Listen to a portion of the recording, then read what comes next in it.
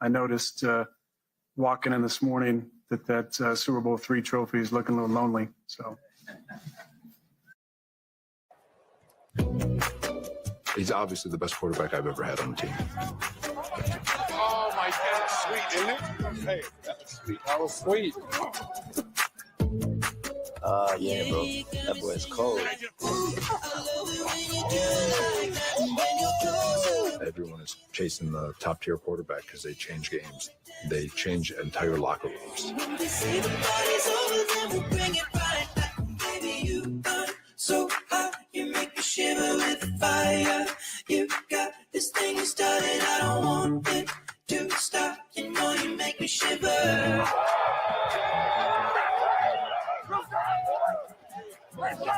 Sometimes the Hall of Fame quarterback just puts in the tightest window. I love it when you do it like that. When you're closer, give me the shiver. Oh, baby, you wanna dance till the sunlight cracks. When they say the party's over, then we'll bring it right back. Protection breaks down and time runs out. Down goes Rodgers on the sack for Leonard Floyd. It's not good.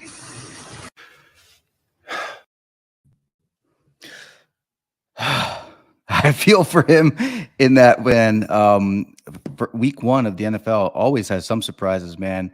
I don't know how the Jets could win the game and lose the season in the exact same one. Lots of things, man. I don't even know where you want to start, but welcome to, I guess this is kind of official week one, but we'll call it week 1A of Trash Talk Tuesday. I'm just talking on mute.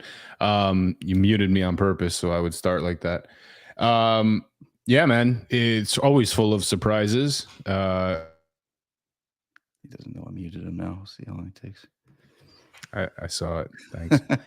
The talk of Monday is obviously, or Tuesday is always, the biggest story and the biggest headline, and that's clearly Rodgers. I feel for the guy. I don't feel for the Jets because to hell with the Jets. But look, bottom line is, man, like, I don't know what kind of expectations they really had with him anyway. They beefed up at every level, and I think that's why they won that game yesterday. Their defense is stacked. Obviously, Buffalo threw the ball away 4 times, and that helped on fantasy owners, but clearly you can't win a game like that on the road on such an emotional night, and obviously what happened to their starting quarterback.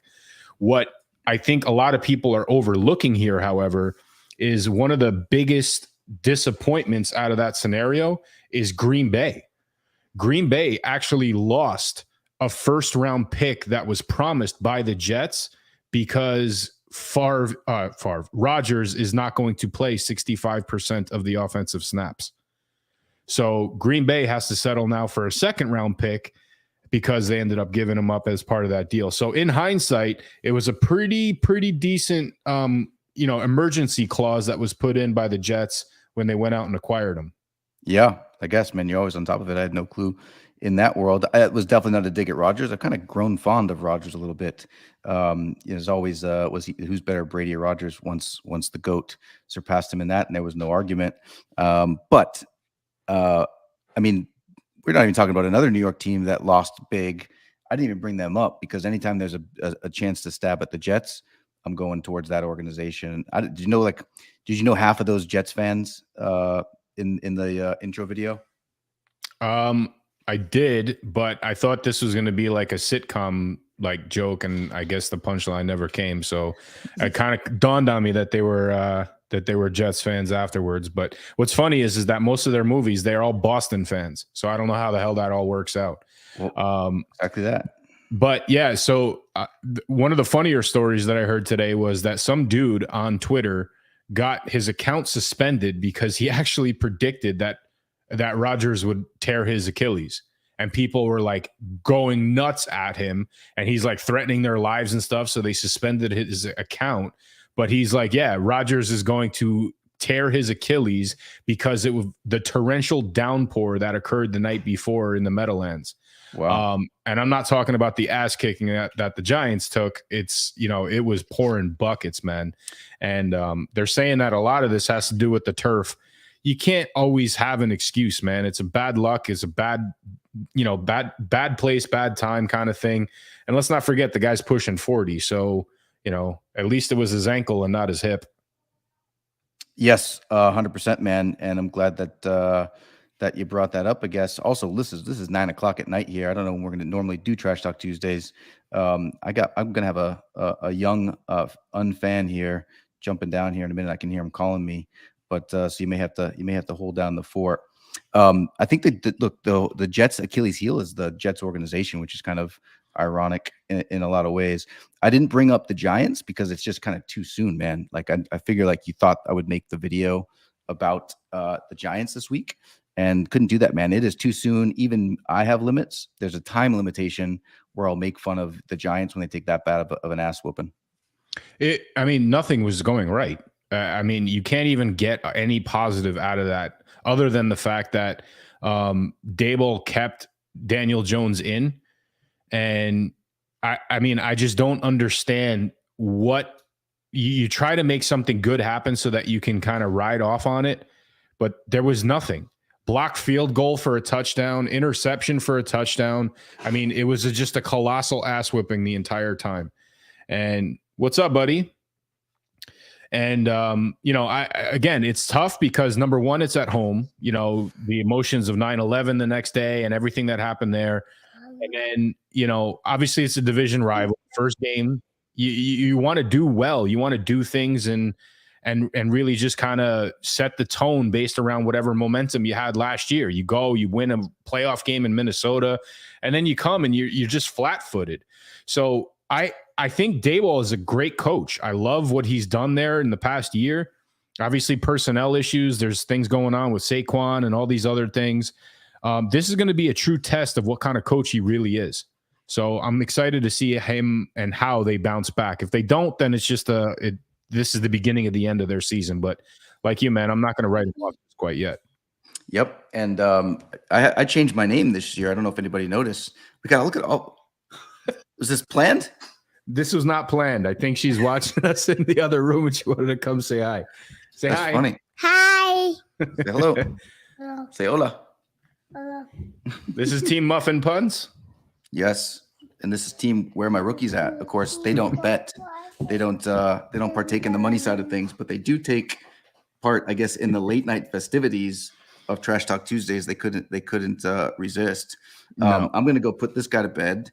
Because we have some things to talk about that you actually are the one to do it. So what? I hear creepy shadows. You hear creepy shadows? You can't hear creepy shadows. That's just Mike. It's Uncle Mike over there. Be right back. Creepy shadows. I think that's disco. We let's talk about this because there's actually a lot of cool things. I'm going to put him into bed.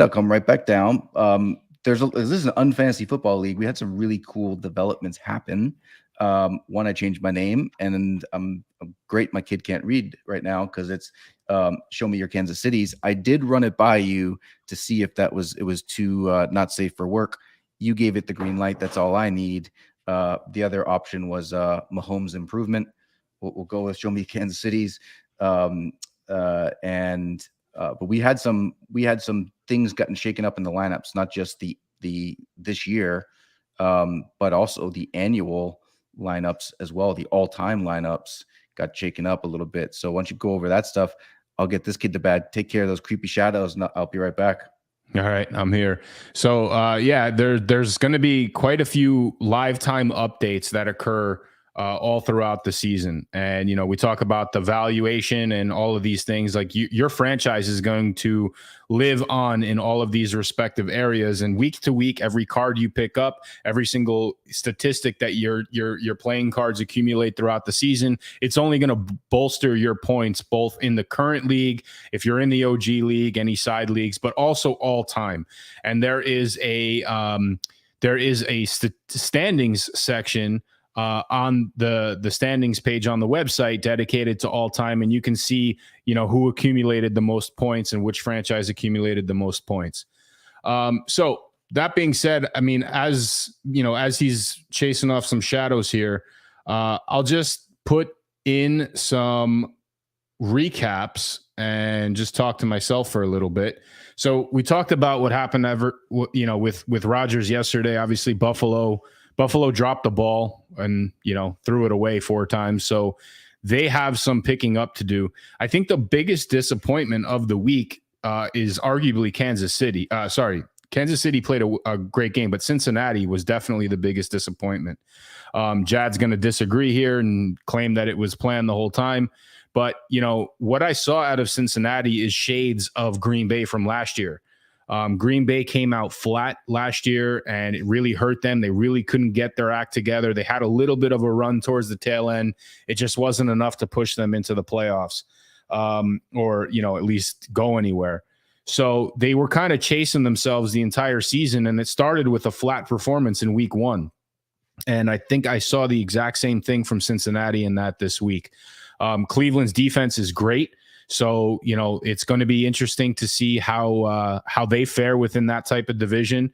I think Baltimore played well against Houston, but I also feel that, they could have done better. Lamar could have definitely done a lot better.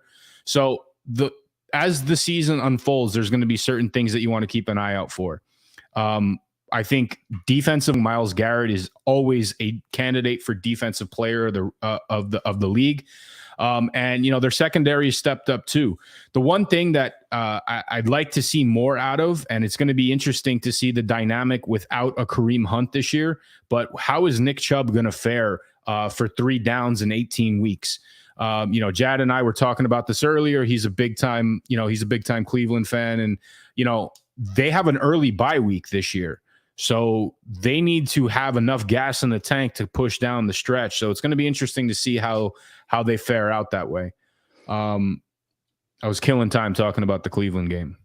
Yes, you were on such a roll. I let you go, man. I mean, the Cincinnati Bengals, they have stripes on their helmet and they have stripes on their undies, man, when they play the Browns. That sucks. I was with a Cincinnati fan the night before at one of my boys' birthday parties. And I was like, oh, yeah, that should be a win. And they're like, no way. He's like white-faced. He's like, Cleveland always has our number, which I guess they do. It's always a weird matchup, man. It could be a 3-2 game or it could be a 51-49 game. Jack and I were talking earlier this week about games that are sort of surefire. And I told him this is definitely one you got to stay away from. This could be a coin flip in any way, shape, or form, either on the road or at home. It really doesn't matter. Obviously, Dog Pound was lit up. It was raining. It was just a Cleveland Browns game that Sunday. So, Arizona, I think they surprised a lot of people. Washington obviously won the game, but I think that Arizona was pegged to get their ass kicked.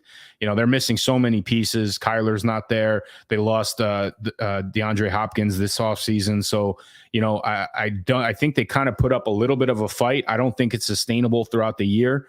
After watching what San Francisco did to Pittsburgh and watching what LA actually did in Seattle, I think Arizona is definitely destined for the bucket of that division. Mm-hmm. So we'll see how that plays out. I think San Francisco, hands down, has the best defense I've seen this week. The Jets definitely put up numbers too, but what San Francisco did on the road across the country for almost 2.5 straight quarters was very impressive. We'll see how that all plays out. But what were your thoughts on some of those earlier games on Sunday, man? Did anything really stand out to you other than what we chatted about? The thing that stood out most about it is, I don't know if anybody has the Sunday ticket, which moved from DirecTV to YouTube, is in between the commercials, they would show Zen videos, like a bee gathering pollen or a fox like looking all cute, and it said like enjoy your break or something. And I was like, oh, this is for like all the Giants fans that are about to smash the TV to kind of calm them down a little bit, which I thought was an interesting experience. The games I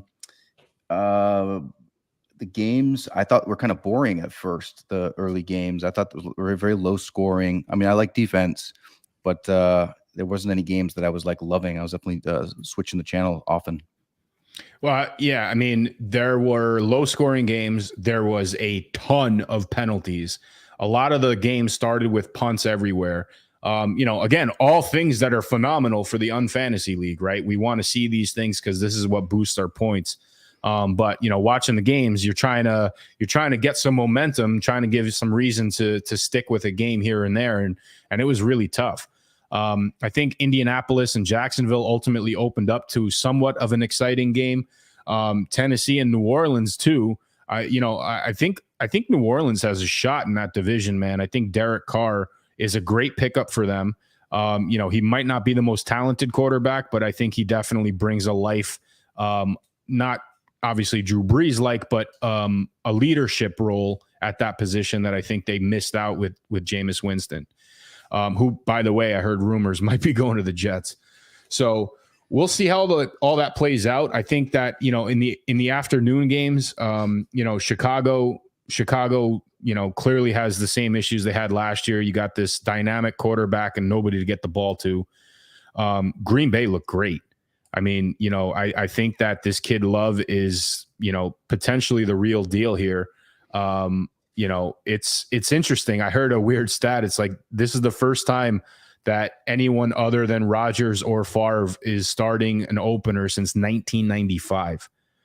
Like, that's nuts, man. When you think about that, like that's pretty insane. So is this the next, like, I guess, series of quarterbacks that's gonna take us into the next decade for them?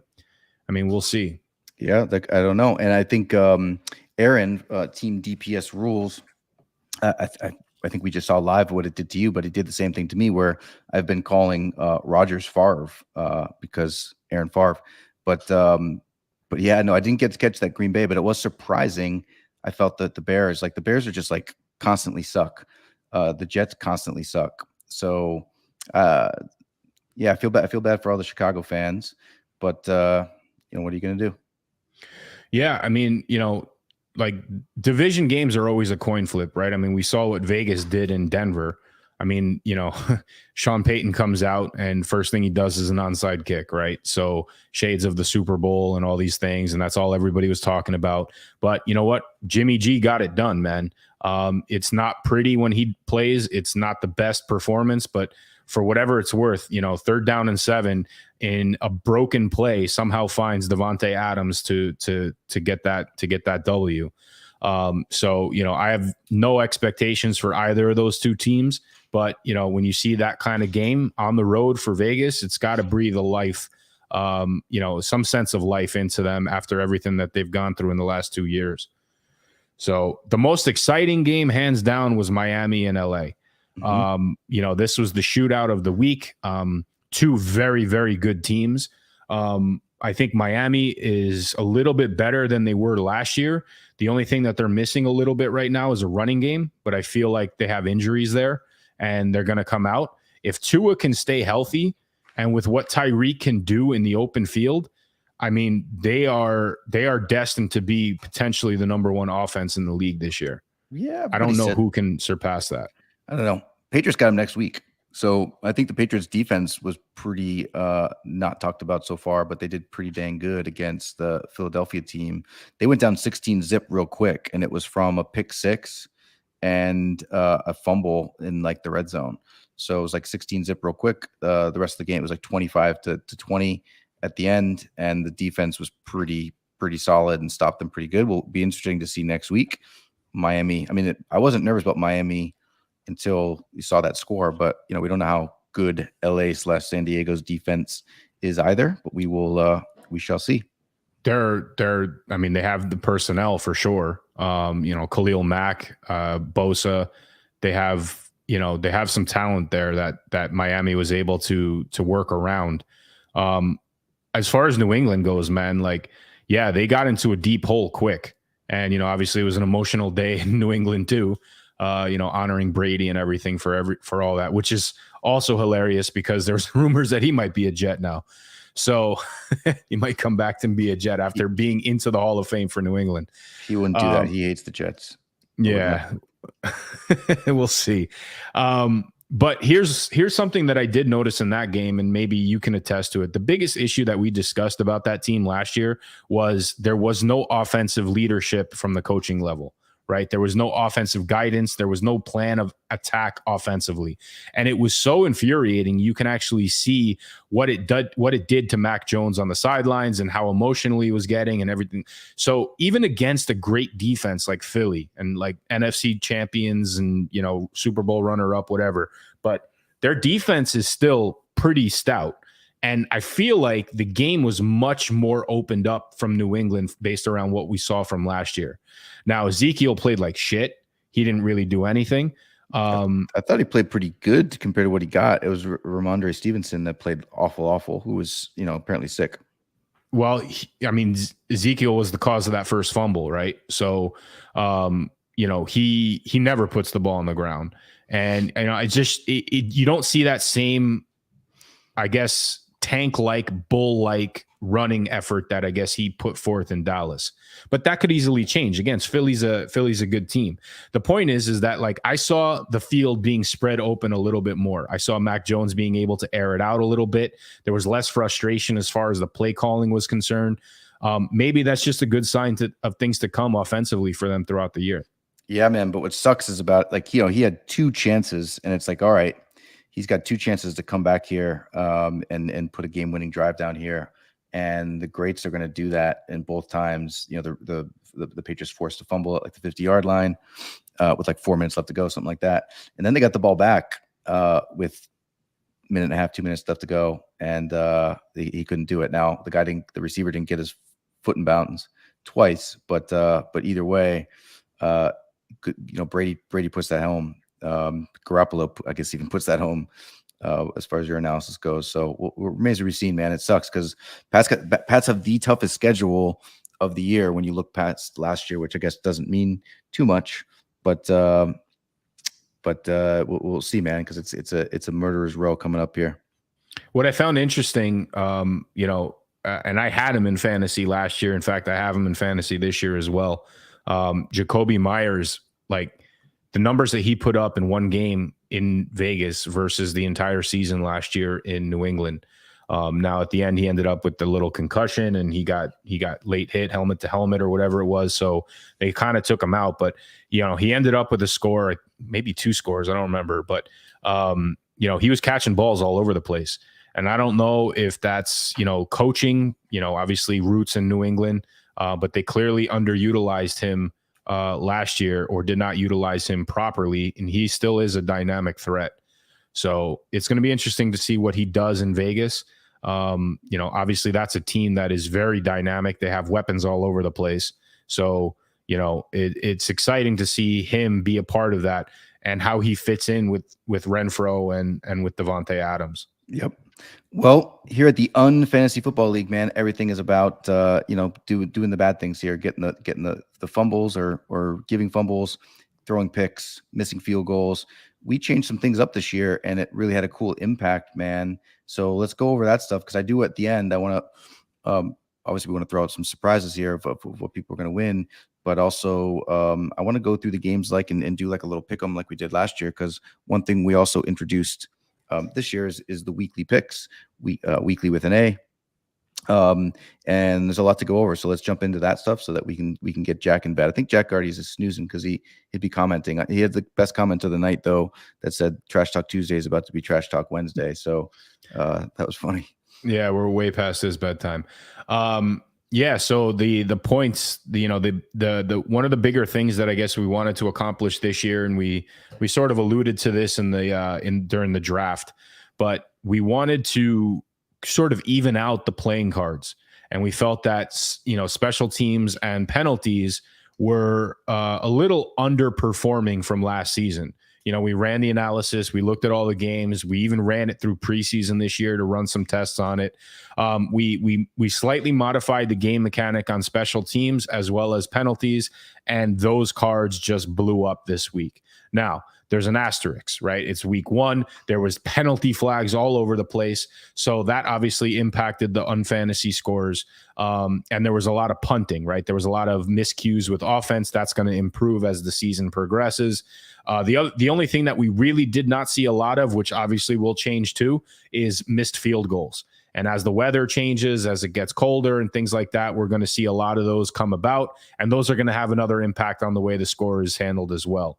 But overall, that allowed us to get to the threshold on where we really wanted to get with the scoring in this league, which, is really around the 100-point mark for the teams that are swimming on top.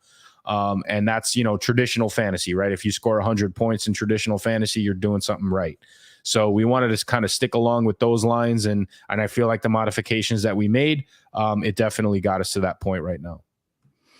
Yeah, man, let's go over it. Because one cool thing, we have weekly winners, and all season long, people that have been refreshing the people that have played last year, but then there's a lot of new people here. We reward weekly winners, we reward annual winners, we reward all time. And there were some really cool things that got shaken up a little bit. So let's kind of go over that, man. I'll share your screen and I'll throw it in. Yeah. So the website is actually updated. The standings and the statistics are updated as often as we can. We try to do it at least after every single game. If it's a solo game, we'll try to do it at halftime. We'll definitely do it at the end of the game. But it's not live updates at this point on the website, but we just try to get everything in place so that, you can kind of browse through it throughout the course of the games and just see where you're standing and where you're kind of faring out. But the standings page is as busy as it might seem. It really is condensed in a way so that you can easily navigate to find out your scores. You have your overall scoring, which lists everybody in the general league, the 2023 season, and each one of you is broken into your respective divisions, based around the team logo that you have from your owner's pass. So each of these divisions are updated in real time. Every single time an update is pushed through, so the standings will change up accordingly. Then you have your overall spot, and this is where we see who actually won. In this case, it's overall for the entire season, but we've only played 1 week. So as you can see, Doc Special, top of the list. It was really cool to see a rookie team kind of come in and put up a valiant effort. Catastrophic Failures is a new franchise, and they turned some heads, man. They played some right cards, and they played Cincinnati's defense, who didn't really allow a lot of points, but they kind of underperformed comparatively to the other teams in the league. Yeah, man, I love what you did with this stuff. The addition of the divisions is solid, because I'm right where I need to be right now. I said it earlier. I didn't love the logo I got on my owner's pass, Kansas City, but I love the division I'm in. It's filled with a bunch of cupcakes. So I was saying I'll see everybody in the playoffs. Love how you did that. Whatever you got as a logo on your owner's pass, it falls into that division respectively as in IRL, NFL. So I'm in the AFC West, baby, and I don't really see any threats to that. I will say with the overall too, man. I mean, last year was Mac Jones in front points, who's now, what is it, Judon for something, tongue twister. She was in bottom, if not the bottom, for the first 3 weeks, and ended up taking it home. So it's still anybody's game, especially with the new points system that really ramps it up. Very interested to see how this all shakes out. I couldn't stop staring at the screen because you were updating them in real time, man. So that's awesome. A lot of work, but it was certainly a lot of fun on my end. Well, I hope this isn't history repeating itself, because she finished, close to the bottom again for week 1, and she definitely can crawl back. But then again, so could the defending loser bowl champion bladder kickers. So, again, all of these things are what make this league great, right? You lose one game and you're not out of the season, right? Right now she's the New York Giants. So they're in hell and they got to crawl their way out. That's really the way it works out. So that's the general league. We had the OG league as well. That's a simultaneous league that's running, and these will just be compounded, for overall score. Our old friend Tua B or not Tua B, still hot after coming into the league last year, winning the participation award. He finished at the top of the list. Dynasty of Cards, later entry to the season this year, but definitely set the lineup correctly and, knocked out 1 yard short. And then Dan Snyder's Diary, I mean, fitting as it may be, sunk down to the last. Go ahead. I wasn't going to say anything. was I hiccuping or something? Was I getting my sleep apnea already because it's so late? I don't know, but I don't think I said anything. But this is what we were talking about earlier about the all-time. So this is just something to kind of browse around. This is also updated in real time as everything kind of moves forward.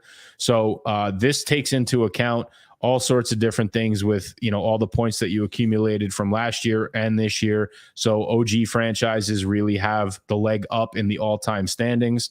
As you can see, Goal Stoppers is number 1 at this moment. If you're not first, you're last. That was a franchise acquisition. And Yes. I can't really read who's third in front of Show Me Your Kansas Cities. Oh, it's me. Look at that. Surpassing you once again, my friend. So even though it was a rough week in real life football, glad to see this one. This one's great. Yeah, man. I knew that you were going to take a dig on that stuff. Remember how I started the show of saying, like, there's a time limit a little bit on the Giants. I kind of let you off easy. I know you weren't going to have that same courtesy to me. You also did the same thing last year. If you go back and look at the thumbnails from like the Trash Talk Tuesday, the first week is like a picture of you going like this and me with my hands down. But that didn't end up that way. So I'm right where I need to be. I'm very consistent. Last year, my award is I won the win-loss. I'll continue to do that.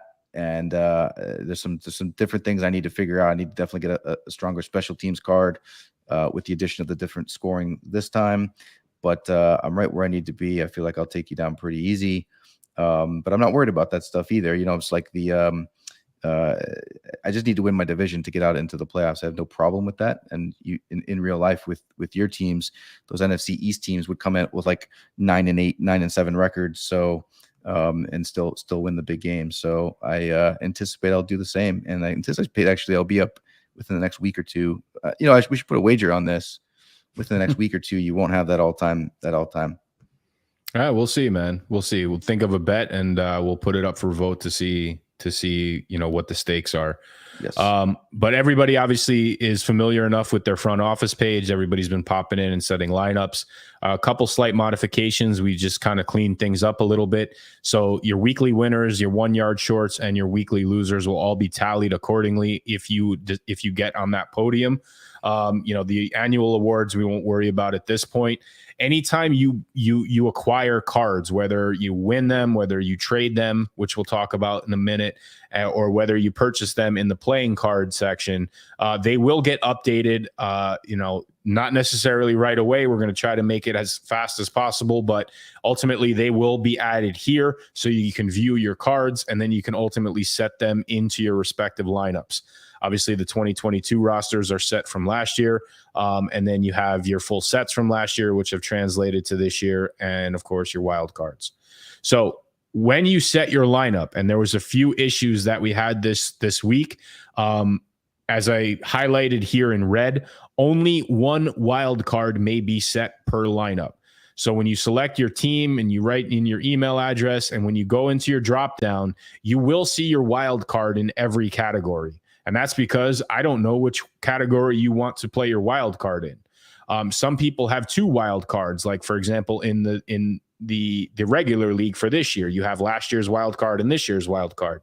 You can only play 1 wild card per lineup, not one of each wild card, 1 wild card total. So if I played Carolina's wild card on offense, I am not allowed to play any other wild card in any other position.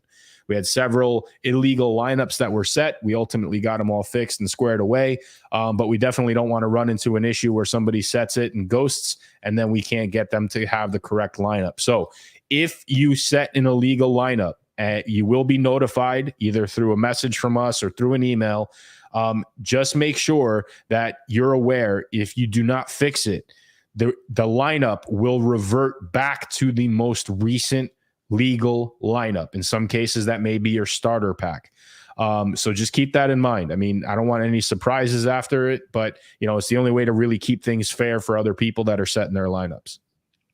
Yes, and Disco versus Rules are for Losers. David says that he feels like you're addressing him, like you're like looking at him, like that Family Guy episode where it's like the newscaster's like, and some little boy is really bad tonight. It seems like that's what you're doing to Well, I called him out in the email.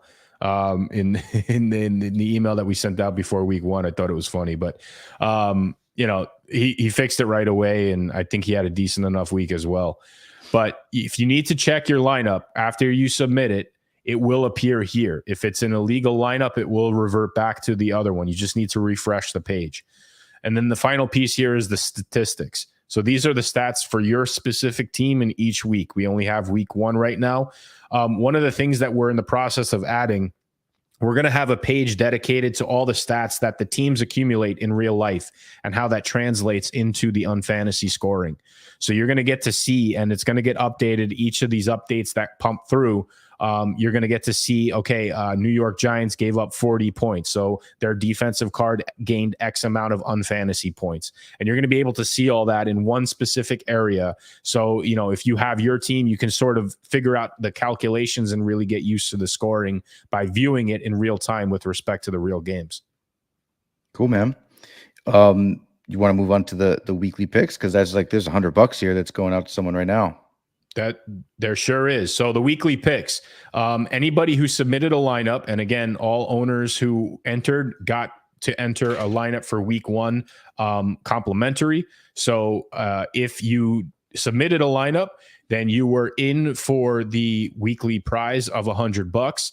And those submissions and results, again, in the interest of people who are going to be submitting them throughout the week, we don't want them to kind of copy your lineup or to see what you picked and pick something else if they think otherwise. So we decided to hide the result or the submissions until all the games were submitted and all the games started. So at the end, I guess at the beginning of the Monday Night Football games, you're going to get a chance to see who everybody picked, what the lineup submissions looked like. So here you can see everybody's submission, what the Monday Night Football tiebreaker score was, and then how that translated into the points and team dead losing picks. I think that's Old Man Gamer. He came out on top, but you know what, dude? This was a lot closer than I thought it would be. Once again, eclipsed the 100-point mark, but we were 2 points away here, from having to deal with that Monday Night Football tiebreaker. Yep. So again, this is separate from the main league. These, you don't need to own the cards. You can pick any team you want, set any lineup you want, use as many teams as you want. So there's no wild card or anything like that, or as many teams in any position you want. But this is cool, man. I'm surprised because literally we gave a free entry for everybody in the league. There's not that many. It looks like a lot of people didn't take advantage of that stuff. So I feel like if you didn't do it last week, we should give them one more chance. We can just say that, hey, we can chalk it up and say maybe we weren't clear on communicating it. So if you didn't get your free one yet, you okay with Mike if we let him do it this week as well? Sounds like you're challenging a fumble at the goal line. Needed to go into review. Yeah, let's do it. I mean, right. Why not? We want obviously people to play in this game. This is a side one. I think it's going to be a lot of fun. It's your pick of the entire league too. So again, there's no playing cards involved in it. But it's going to be this I think is going to be one of the better side games that we're going to introduce in this season for sure.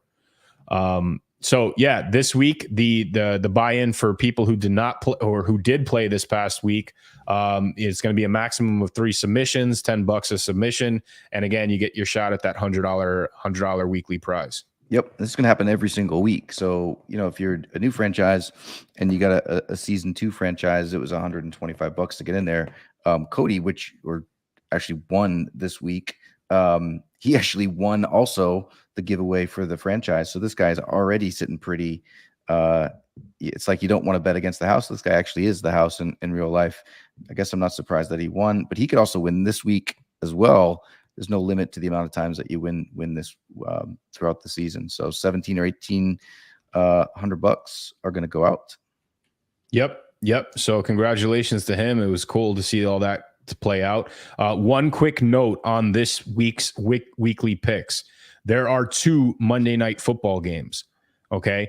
The total points scored on Monday Night Football is going to be a combination of both games. So you have to factor in both games as putting in your tiebreaker score. Based on what we saw, it's very possible that it might lead to that, but hopefully it won't. But just keep that in mind. If you're going to put in the score, make sure you put it in for both games combined. What does that say in there when you input it? Started to workshop this live, but it says total points scored on Monday Night Football, only to be used as a tiebreaker. And since it's the website, we can't update that for that and just pick a certain team or a certain game, so it's not confusing. I feel like I wouldn't get that. I feel like you're confusing it. You can buy in through the portal here, or we have the submission through ETH. If you want to shoot us some ETH, just make sure you send us an email with a confirmation that you had paid, and you click this little button here, and that's going to indicate that your buy-in is secured for the ETH. And I think that's really it for the weekly picks. The free agency, let's pop into that, because this is something that obviously the season started, so we're going to talk about free agency now. So last year, what we did was every week we released, I guess, X amount of cards into a free agency wallet. And basically it was a free for all. Whoever got their hands on whichever cards in specific categories, they were able to pick up that card and obviously add that to their roster and allow that to play. Clearly we're doing everything through the website this year for now. So what we're going to do is we're going to open up a few packs, and we're going to make those packs available in free agency. And whichever cards are in those packs, those will become available. They are first come, first serve. And then, on the playing cards page here at the top, you just scroll down to the bottom, and you're going to be able to sort through individual cards per scoring category. So whichever cards are opened in those packs, they're going to end up here in this free agency pool. Other than that, you can obviously always get your hands on additional packs. That's a guarantee of one of every card, one of every scoring category card, as well as 2 guaranteed rare cards. So with respect to the free agency, you will know the team that is associated with the scoring category, but you will not know the rarity until after you've acquired the card, and then it is sent to your front office page. So just keep that in mind when you scoop one up. It's basically like minting, right? You don't know what you're going to get, and it's kind of the excitement level to see once it reveals. You know what team you're going to get, just not the background and the rarity, right? Correct. Cool. So you don't know if it's an uncommonly bad, if it's a rarely good. You don't know if it's any of those until you actually get the card sent to your front office. Cool. Well, let's give some stuff away, man, because I think we're going to be doing this all season long. I want to set this tone a little bit. Can you go back to that screen of the weekly winners, I guess?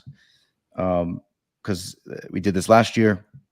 We're going to do it this year, but it's just the first week. So Doc Special is one this week. They're going to get a pack of cards. So Doc Special gets a pack of cards for winning the week. I love the fact that the team that took the dead last out of however many teams is called Lost Leaders. It's like the perfect. They're going to get a pack as well. And the 1 yard short. What is the name of that team again? I can't see. Catastrophic Failures. Catastrophic Failures. They're going to get, let's give them 2 cards, right? 2 cards. They'll get 2 cards randomly chosen. Every week, we're going to give a couple cards to the winners, to the losers, and then a card to the winners. So there's definitely some opportunity to win cards as we go. There'll be a lot of opportunities to do that. So also, on your owner's pass, and I did not think I was going to be in this bucket, but on your owner's pass, we did this last year, you're going to get a card until your team wins. So every team that lost, Kansas City, you can see there, they lost, you're going to get a card. Is that what we decided, Mike, a card? Yep. So we're gonna open up a bunch of packs. I think there's 28 teams of the owners passes that ended up losing this week. So very simple. Kansas City lost, New York lost, Miami won. Right. So Kansas City and New York owners, you're gonna get a free card sent to your front office. Miami's gonna have to wait until they lose. We reward losers in this sense, right? So Minnesota lost, Jack. Indianapolis lost, Brian. So these teams will also be receiving cards, we'll they'll just be randomly drawn and randomly deposited into everybody's front office. So keep an eye out for that as well. You're going to get an extra bonus card just because your owner's pass team kicked the bucket. Yes. Also, we have a Facebook group that we're knocking the dust off a little bit. It's got 17,000 followers that we used to or likes or whatever the heck they call on that social media platform that we used to engage with. We're going to be jumping back on there, so it would help us. Anybody that reviews it, you can review the logos, you can review this league. Anybody that just rates it, we're going to give a free entry into the weekly picks. So free chance to win $100. All you got to do is go to facebook.com/unfansports. Give it a nice little review. You can give it 1 star. It doesn't matter. Whatever the heck. Be honest with it. But when you review it, you're going to get a free weekly picks as well. Awesome. You ready to do some picks? Let's do it. Yes. I have one more. Boy, I got to put back to bed, but let's get going. You start. Okay. I am trying to share my screen, but I guess I'm not allowed to. So let's talk about the week 2. I can't believe it's week 2 already.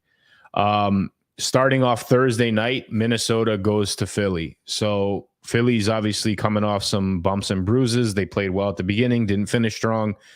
Minnesota, I think, underperformed. I think they have a slight issue in their running game. We'll see how that, translates on the road in a very hostile environment with a good team. I'm definitely taking Minnesota to lose this game. They have the over-under at 49, which, they predict to be a high scoring. Jack brought up a good point to me that Cousins is on a contract year. Well, he didn't play like it on game 1. So if he wants to really showcase his elite status in this league and, being able to be paid off when the season's over or somewhere throughout the season, he's got a pretty big test ahead of him that he needs to answer for. Baltimore goes into Cincy. Again, this is another division game for the Bengals, and I don't know if they are going to lick their wounds from Cleveland or if Cleveland exposed just different ways on how they can contain that type of firepower on offense. Baltimore's a good team to execute defensively, so we'll see how that plays out. I know Odell played into the offense slightly, but he just demands respect, which potentially opens up some of the other receivers. Again, Lamar, I don't think had the best game of his career last week, but, division game on the road, I think he'll step it up. I think the Bengals go 0-2 here. Chicago heads down to Tampa. I don't think for whatever reason, they're giving a -3 to Tampa on this. I think that the spread needs to be larger than that. Chicago has too many problems. Tampa Bay still has a very solid defense, coming off a strong win on the road against, a solid playoff, home playoff bound team from last year in Minnesota. I think Tampa Bay takes this. I think Chicago goes 0-2. Buccaneers sit on top of that division. Green Bay goes down to Atlanta. Atlanta took care of business against a young and inexperienced Carolina team this past week. I also don't think that Atlanta is, sure firepower. Their offense is clearly not as potent as it used to be. Green Bay definitely impressed. I think Green Bay marches down there and they take care of business themselves. I think the Falcons even up at 1-1. Green Bay goes 2-0. Indianapolis and Houston. Now, this one could be interesting. Houston showed some life, even though they couldn't put points on the board. They definitely hung with a team like Baltimore. I think Indianapolis blew it against the Jags. Jags are obviously one of those gritty teams that figure out ways to win games. They proved that last year. They marched into Indianapolis on the road division game and took care of business. Colts have another division game, this time down in Houston. Let's go and say that the Colts, get their act together. They pull this one out. Again, this is going to be 2 inexperienced teams, 2 young teams in a division that, it's really going to come down to division games and seeing who can potentially sneak into the playoffs by winning those. So Indianapolis can catch up right now with a win over Houston. Chiefs head down to Jacksonville. Now, this is going to be an interesting game that I'm going to mark down as one to keep an eye on. Obviously, Kansas City, we all know the sure firepower that they have. Detroit definitely exposed a lot of things that they have weaknesses in on Thursday night this past week. They have a big issue at getting the ball in receivers' hands. We joked about Tony not being able to catch a ball from Mahomes. I think he'll be better this week, but I also feel that, Mahomes has to have that confidence that if he's going through his progressions on the 3rd and 4th and 5th levels, he knows he's going to find somebody, and nobody stepped up last week. I think Jacksonville was one fumble at the goal line away from making it to the Super Bowl last year, or the AFC Championship Super Bowl last year. So I think that there's some vengeance there that they're going to demand. They're also playing in Duval. So, Jacksonville's always dangerous there. They've won some really, really great and close games there last season. I'm going to take Jacksonville here, man. I'm going Chiefs 0-2 to start the season. Shocking the world. Chargers and Titans, I did not like what I saw out of Tennessee. I don't think New Orleans has a great defense, and Tennessee couldn't move the ball. Derrick Henry didn't really, light it up like he should have. I think LA's coming off of a tough loss, but they also showed the firepower that they definitely have on their roster. I think that LA, heads into Tennessee and takes this one down. They even up their record. Titans fall to 0-2.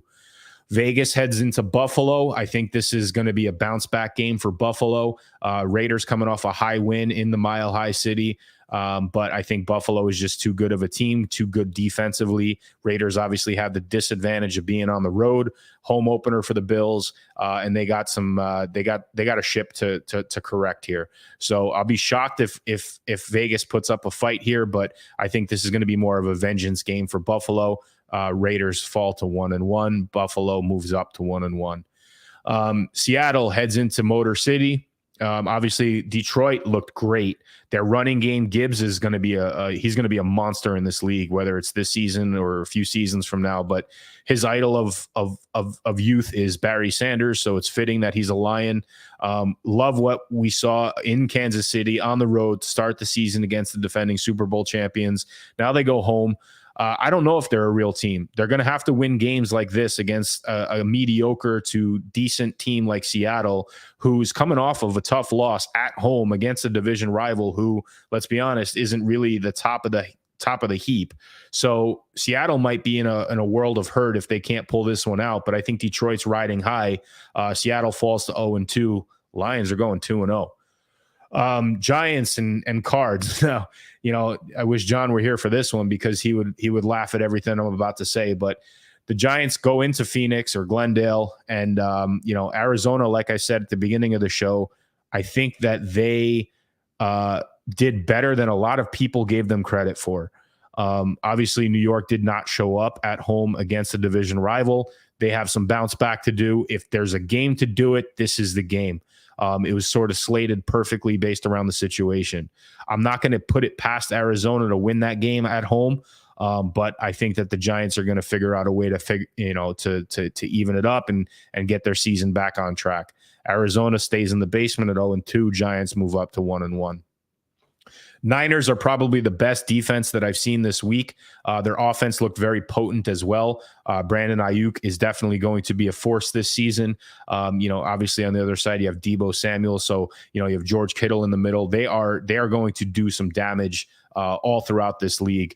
I know that there was issues at quarterback with injuries last year, and obviously they moved on from Trey Lance this year, and they got rid of Garoppolo. But I think we love what we're seeing offensively. So heading into LA, another division game, these are always coin flips, but I think they are clearly the better team. I think LA is riding high from Seattle, but some wind is going to be taken out of their sails as the Niners march into Inglewood. So I'm taking the Niners going 2-0. Rams drop to 1-1. Jets and Cowboys. Now, the worst part about a Cowboy blowout, especially against a division rival, is all the crap you got to listen to throughout the week, like they're going to win the Super Bowl. I can't in my life think that this is a Super Bowl bound team. They're great defensively. Michael Parsons is a force to be reckoned with. Their secondary is legit. Obviously Dak, as long as he stays healthy, he's okay. I think that, their running game has improved since Zeke left, because now they get more reps. So we'll see what Dallas does at home. They could be sleeping on the fact that the Jets, obviously riding this emotional win, have to rely on Wilson to come back. But what we saw out of the key players, especially defensively with the Jets, I do not see the Cowboys posting 40 on a defense like that. I'm taking the Cowboys to lose in this one. They're dropping to 1-1, and the Miracle Jets with Wilson at the helm is going 2-0. Washington goes into Mile High. If there's any bounce back game that Denver needs, it's against the Commanders. I'm not terribly disappointed in what I saw out of Washington. Obviously, they got the job done. I think the game shouldn't have been as close as it was. I think Denver is also a good team. They got a pretty solid defense, and now they have, a much better coaching staff. I think they just need to get protection for Russell, man. Russell Wilson needs time in the pocket to make those decisions, do the scrambles, and make sure that he has open receivers that he can, figure out ways to target. If that's the case, I think that they're going to be a dangerous team and, potentially pull out a victory this week. So I'm actually going to give it to them, man. I'm going to let them go 1-1. I think Washington falls to 1-1 going into Mile High and dropping that one. High-powered Dolphins head into New England. Again, I don't know if New England's offense has shifted based around what we saw from last year. Funny how you pop in when it's this game. What game is it? What game are you on? Miami, New England. Okay. So I think that, New England's offense definitely took a turn from last season. At least this is what I saw in one game so far this year. I think the Dolphins have a stout defense, and I think that they obviously showed the firepower that they have offensively, in LA this past week. I'm taking the Fins 2-0. I'm taking the Patriots dropping to 0-2. Yeah, I don't think that's a bad bet. I'm going to pick the Patriots because I was pretty confident with them before, and I didn't watch any of the Miami games, so I'm not going to really just let that cloud my mind on how that all went. So I'm going to pick the Patriots to win that game. Let's finish this up, and then let's finish the league. I don't know how many more games we have left, but then I will have a special surprise for you. I'd love to get my picks in, but nobody cares. You got the analysis anyway. So obviously we'll run through your picks. Too. I got 2 more games left, and then we'll circle back and we'll scoop up those picks. Monday night, again, there's 2 games, right? So you got the Saints visiting the Panthers. Bryce Young's home opener at Carolina, irrelevant. I think the Saints march in there and they take a division game. Again, I like what I saw out of Derek Carr under a new team. I think, all the talent in the world doesn't really matter if you got the grit that you can push your players to be better. They took some bumps and bruises, especially, with the loss of Kamara for the first few weeks here. So, they got nothing to prove and only everything to gain. So I think a team like that can easily step up and make things happen in a mediocre division. I think the Panthers are way too young, inexperienced, and, they crumbled ever since they lost McCaffrey. So I think the Saints march in there and they leave 2-0, man. I think the Panthers, start the season 0-2, and, rookie quarterback, number 1 overall pick, he's got some work to do. And then arguably one of the better games that we can see on Monday night or in week 2 is also on Monday night in Cleveland visiting Pittsburgh. Now, Pittsburgh, I think, is not a good team this year. Mm-mm. And I know I say, I made this point last year. Tomlin is one of the best coaches that I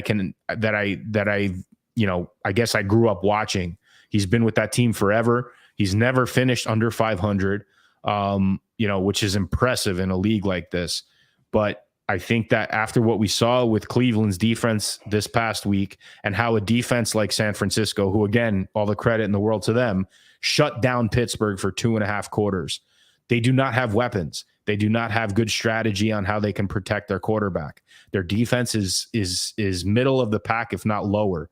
I think Cleveland marches into Pittsburgh and takes another division game on the road, and moves up to 2-0 on top of that division.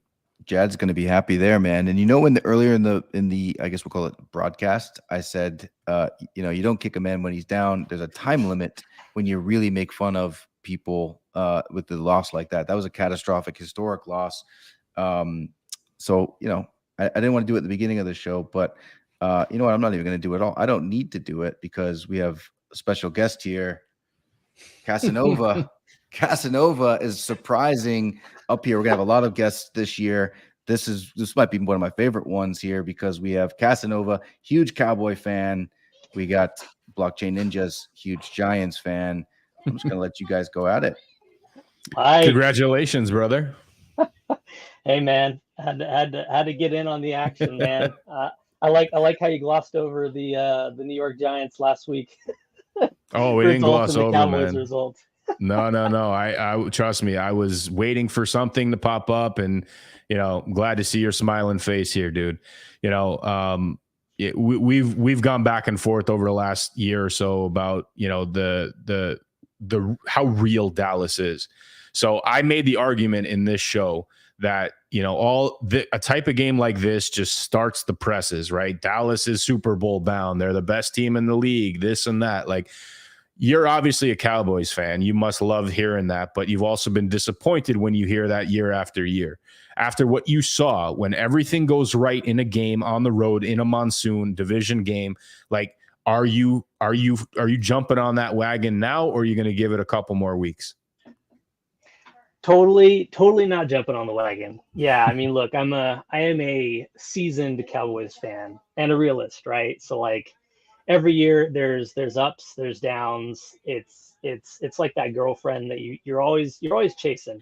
She's super hot. You're always after her. She answers the phone. You're like, all right, this is the time. She's really going to commit to me now. And then, a couple days later, she just ignores you for like 6 months, right? Like this is what the Cowboys will do typically.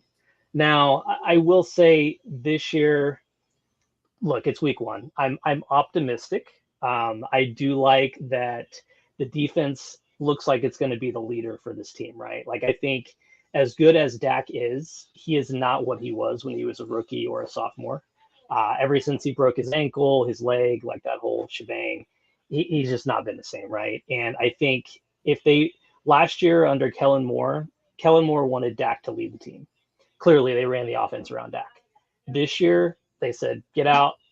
We hired this guy, I think it's Schottenheimer or something like that. It doesn't even matter. He doesn't even call plays. He just does copy paper and makes sure the plays are printed for Mike McCarthy to call the plays. And, lo and behold, in a Mike McCarthy offense, it's, run first a little bit more, a little bit West Coast, or they're calling it the Texas Coast, whatever. But they're going to let that defense lead for the team. And I think that's good. Like, I don't want Dak to be throwing 30 to 40 times a game, trying to get to 300, 400 yards. Like, if they can have defense lead, give it to Pollard, do some safe routes with Dak, I think it's actually a recipe for success. So that's what gives me optimism for this year. But I won't call Super Bowl just yet. Well, I tend to agree with you on a number of different things, and I think that the scooping up of Cooks and opening up CeeDee Lamb is definitely going to be a positive in the passing game. But I think one of the best moves they made was actually dumping Zeke. Pollard showed signs of, I'm a number 1 back and this is my team last year. And I'm glad they gave him that reign. And I agree with you. If you can get the ball in his hands, 15, 20 times a game, let him do his thing, let him control the clock, and let the defense get the ball back into the offensive hands. You can rely on Dak to not only not pass the ball 50 times a game, but also not risk injury.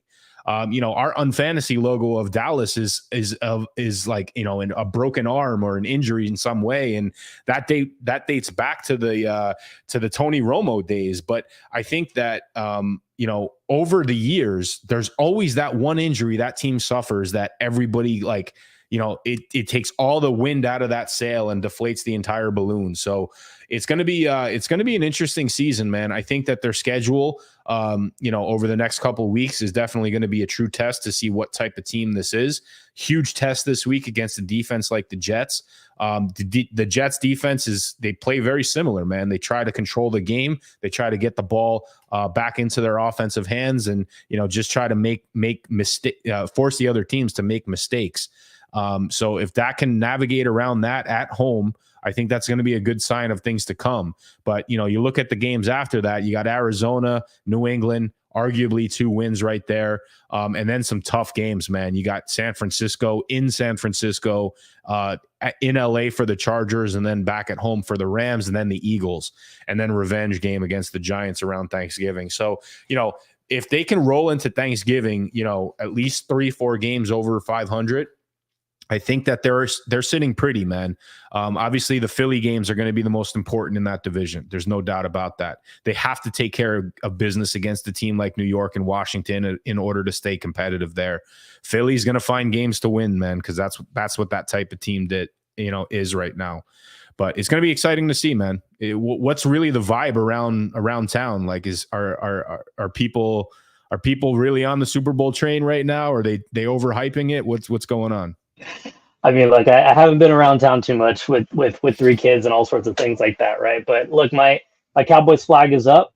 I mean, no doubt about that. I'm waving it around as much as I can, and we as a Cowboys fan, you just got to enjoy each win as much as you can. I am sure there's plenty of fans calling for Super Bowl. Like that's just what we do. There's plenty of gifs and memes of Cowboys players saying, "This is our year." So they're coming back out of the woodworks. They're dusting those off, posting them out. But yeah, I mean, look, you're right, dude. I didn't even think about their schedule, and I just looked at it real quick. It's brutal, man. Bills, Dolphins, Lions at the end of the year, Chargers, 49ers. I mean, my gosh, it is a brutal schedule. It's going to get rough. There's obviously some potent offenses in there.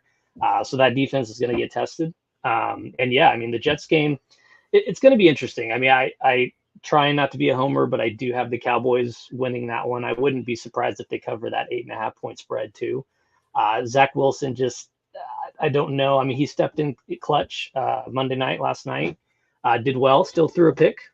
So, he's got a lot of flaws, and, that's the thing. If you feed the Dallas defense some turnovers, like that's the recipe for success for us this year. So, we know Dallas has a very strong rush attack, right? But can they stop the run? And that's something the Jets proved yesterday, right? I mean, Bryce Hall was just a fire under his ass was lit, man. I mean, he got hurt last year, disappointed, like very pissed that he couldn't play out the season. The team goes out and gets Cook. Like now they have 2 potent running backs, very strong, very versatile, very agile. Bryce is definitely like, obviously the wheels of the bunch, but can a Micah Parsons led defense shut that run game down? Like that's going to be another question, because if they can't, then that means the clock is controlled by New York, which at that point, Wilson is irrelevant.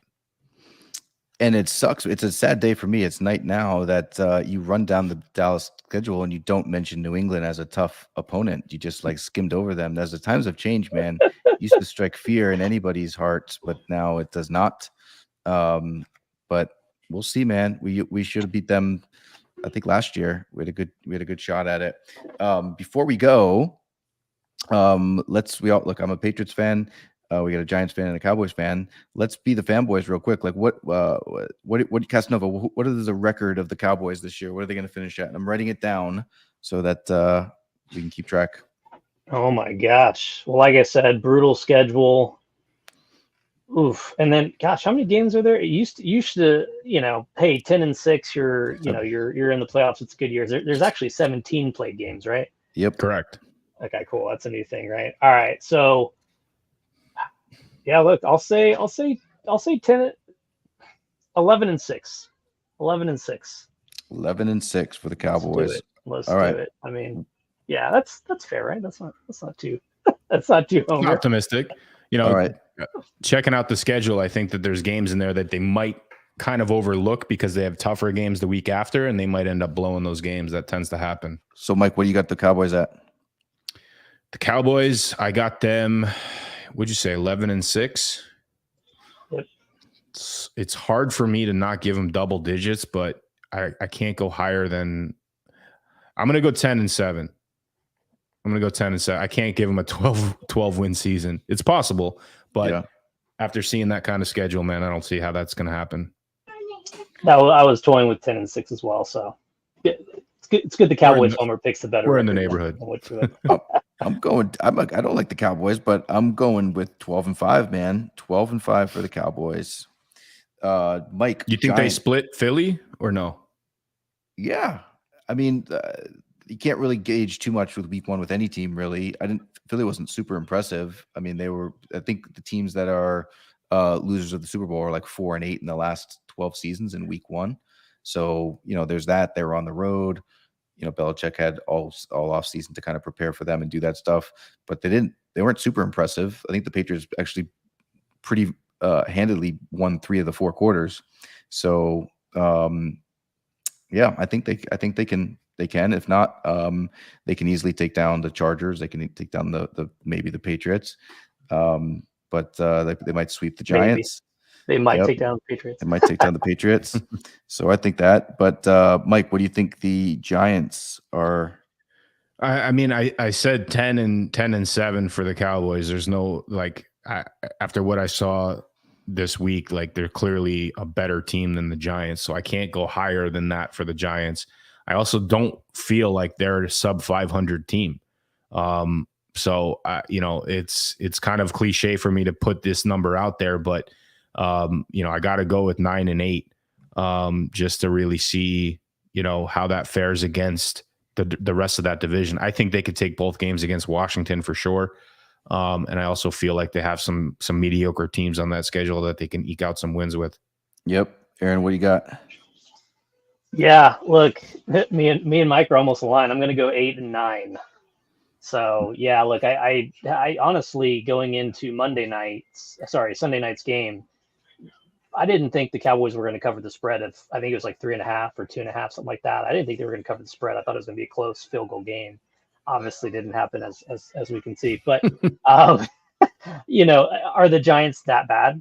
I don't think so.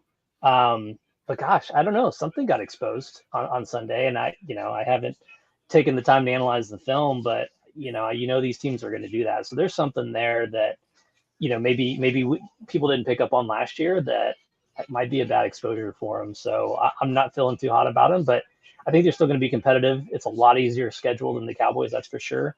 But you still have, I see real quick, 49ers, Dolphins, Bills, Jets. Gosh, it looks like we're playing all those. And then, of course, you have the Eagles twice, right? So there's a lot of baked in. I don't see you beating those teams. So, but 8-9, that's not bad. That could squeak into the playoffs. I'm gonna go with 7-10. Those are a lot of tough teams. So I'm gonna go 7-10. Got Philly, and it's gonna be one of the toughest divisions anyway in the NFL, you would think. So I'll go 7-10. I'll jump on with my Patriots, who have the toughest, statistically speaking, from last year's schedule this year. I'm going to go 10-7, though. I'm going to go optimistic, and I'm going to go 10-7. Would have loved that that win this week, which they almost squeaked out. But I think they'll surprise some people at 10-7. What do you got, Mike? 10-7. With that, do you feel they're going to take the division? No, I do not. I do not think that they're going to take the division. I think I would. Buffalo lost this one, but Buffalo and Kansas City, they start weak or end week. So you can't really. I think the middle of the season, Buffalo will realign. I got the Patriots at 5-12. 5-12. Okay. Due to scheduling, due to a number of things, but I think that this is the beginning of the dark ages back in New England. Those were dark ages. You could only watch 8 games a year on TV because they wouldn't sell out, so you'd have to listen to it on the radio. So you got to watch 8 games. The other ones you have to listen to on the radios, old school style. But there's zero chance they go 5-12. 0%, 1% chance. 5-12. That's a sound bite for week 17. It is. So Mike said, what was your call again, Mike? 5-12. 5-12. I mean, look, John, I'll be nice. I'll go 6 Don't be. and 11.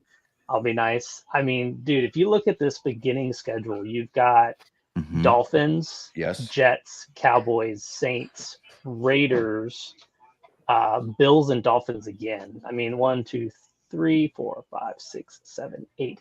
They could go 0-8. They There's zero could ch- go no, 0-8. Nope, not going Oh 0-8. man, they could go 0-8 or 1-7. Like, Yeah.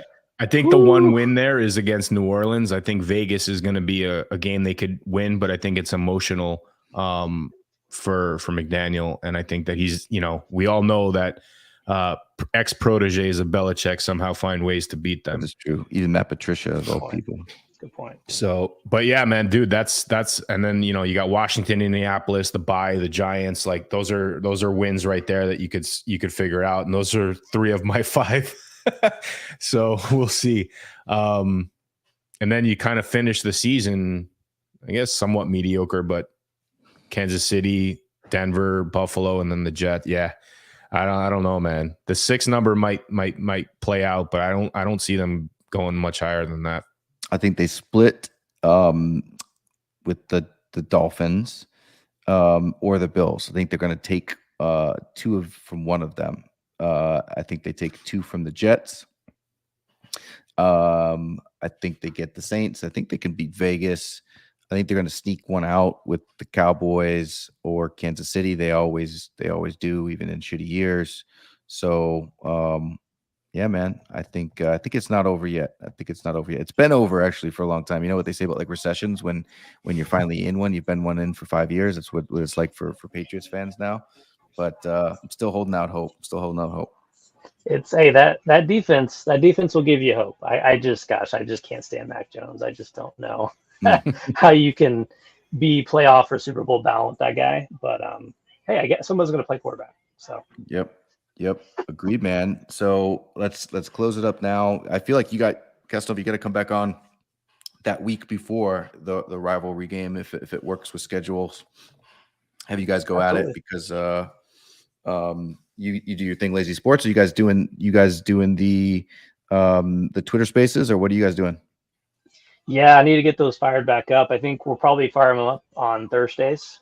Don't know what time. Probably evening time. So try and do a Thursday show as consistently as possible. As you saw, John, you got a couple kids. I got 3 kids as well. But I'm hey. solo this week. This is like the worst time I'm solo. So the last time he came down and he said he was wet, and I was like, shit, he pissed his bed. Luckily, he just went up to go brush his teeth, which shows you what a bad dad I am that I didn't make him do that before he went to bed. But that was a close call. No, that's good, man. That's kids, fun times. But yeah, we'll try and do that. And yeah, we're having fun too. I know you're in one of the leagues as well. And yeah, man, football time. What a time. Can't let it go to waste because 17, 18, I guess by the end of it, 20 something weeks later, it's over. And then it's the doldrums of no football. So might as well go all out for about 20 weeks. Have some fun. Yes, sir. So remember, anybody that didn't submit their free weekly lineup to win $100 last week, get a chance to do that again. Anybody, including them as well, can get one just by going on the Facebook, which is facebook.com/unfansports, and just rating it. That would help us as we're trying to reignite that Facebook group of a few thousand. And what else, Mike? What did I miss? The prize cards will be distributed before the Thursday night game, so you'll have plenty of time to set your lineups that way. Please make sure you set the correct lineups with the wild cards. Keeping that in mind. You can only use 1 per lineup. And then the free agency will open tomorrow. We're a little late for tonight. We'll open the free agency tomorrow, and as soon as it opens, we'll just send out a quick message that says that free agency is open, and you can scour and see if there's a specific team that you want to scoop up in one of the scoring categories. Yep, sounds good. Question on that, Mike, is so first come first serve. Is there a limit on how many cards I can go scoop up? No. So basically the way it's going to work is that there's 5 different categories on that playing cards page. So in there, you're going to be able to see which cards are available from the packs that we open into free agency. And this isn't the only week we'll do this, right? There's going to be some cards, as we saw from last season, they'll live in free agency for a while. So, it's an opportunity for people to play matchups with that. We'll try to monitor it the best way we could. And, just making sure that there's enough of somewhat of an inventory turnaround on it. But yeah, you can scoop up whichever cards you want. Again, the only thing you will not know is the rarity component behind the card. So you'll know the team and the scoring category. You just will not know which rarity value it holds. Makes sense. Yep, and the rarity does matter. We'll put up something that kind of goes into that, like what the franchise valuation is. Again, that's more of your long-term play, but the rarity does factor into that, as well as your weekly wins, your annual wins, all of those things. So keep trying to win on that, and I will leave it with the flashback from last year. Appreciate you both being here, Casanova. Hope you come back more. And definitely let us all know when those Twitter Spaces are happening with the Lazy Sports. You guys, I'm just sitting back like an idiot over here. I definitely need to study up a little bit more when you guys are in the room. But we'll see who's the idiot, because 5-12, 6-11 Patriots. We're gonna find out who the real idiot is. And I love the trash talk winner today for sure is Jack. He's had some zingers, mostly thrown at my way, and I love it. So keep coming, Jack. I'm glad that you were able to put TikTok down for a little bit and join here and talk some trash here. And I hope you come back. And I will hopefully not doing this at 9 o'clock all the time, but if we are, Is TikTok the name of his pocket watch? No, TikTok is not the name of his pocket watch. But maybe his bifocals. So, but I loved it. So awesome. Appreciate you guys. It was 40-0. I guess tip of the cap, my friend. Tip of the cap. That's all you can do. Apparently he wasn't trying to poke you over there. Just making sure everybody. Yep, we saw it. We appreciate it. We'll have to make once we play each other again, we'll see what the graphic looks like, right? Maybe if you win, I'll let you make a graphic. Yeah, well, I won't prepare it in advance. Let's just go that way. But anyway, go ahead, John. What were you saying? Is it?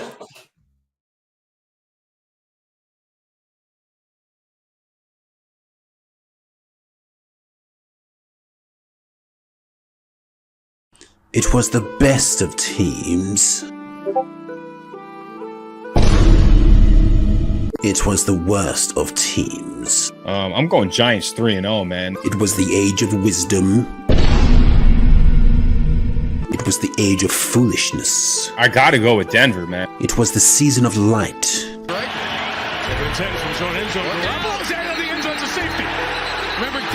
It was the season of darkness. I think that game is going to be awful to watch. There's going to be mistakes everywhere.